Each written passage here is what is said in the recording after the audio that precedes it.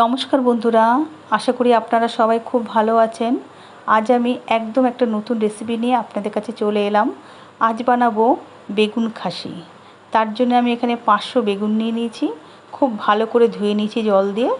এবারে বেগুনগুলো আমি ছুরি দিয়ে বোটাটা কেটে মাথার কাছে চিড়ে নেব। এইভাবে আপনারাও চিড়ে নেবেন।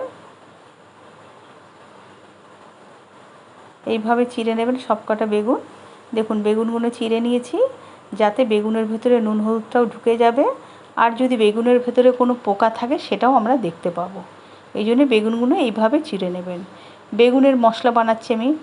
এখানে আদা নিয়েছি 2 টুকরো, 10 টুকরো রসুন নিয়ে ভালো করে মিক্সিতে বেটে নিয়েছি।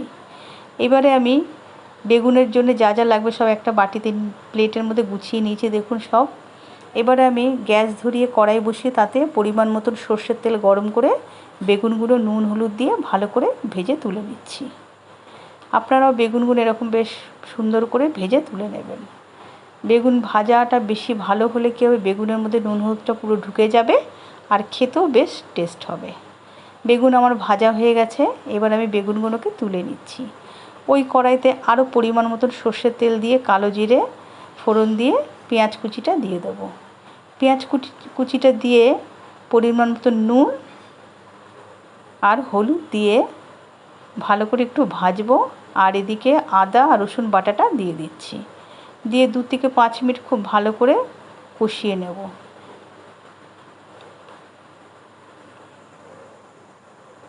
কষিয়ে নিয়ে এবারে আমি টমেটো কুচিটা দিয়ে দিচ্ছি। টমেটো কুচি দিয়ে ভালো করে কষানোর আগে আমি জিরের গুঁড়োটা দিয়ে দেবো, লঙ্কার গুঁড়ো, কাশ্মীরি লঙ্কার গুঁড়ো দিয়ে দেবো যাতে কালারটা ভালো আসে। দিয়ে বেশ ভালো করে কষাবো। কষিয়ে সামান্য একটু আমি জল দিয়ে দেবো।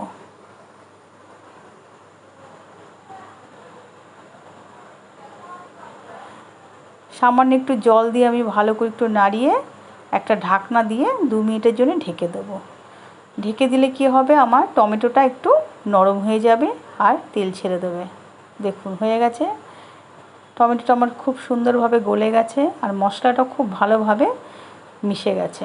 এইবার আমি ভেজে রাখা বেগুনগুলো সব ওতে দিয়ে দিচ্ছি।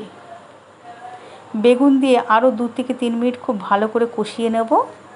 কষিয়ে নিয়ে এবারে অল্প করে সামান্য জল দেব। যেহেতু এটা গা মাখা মাখা হবে, দারুণ খেতে হয় বন্ধুরা। এই ছোট বেগুন এই সময় দারুণ হয় খেতে এইভাবে রান্না করলে।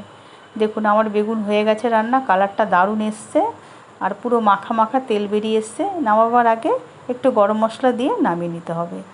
এইভাবে একবার বেগুন খাসি বানান, মাছ মাংস সব ফেল হয়ে যাবে এর সাথে। এতটাই টেস্ট আর খেতে এতটাই ভালো লাগলে অবশ্যই জানাবেন।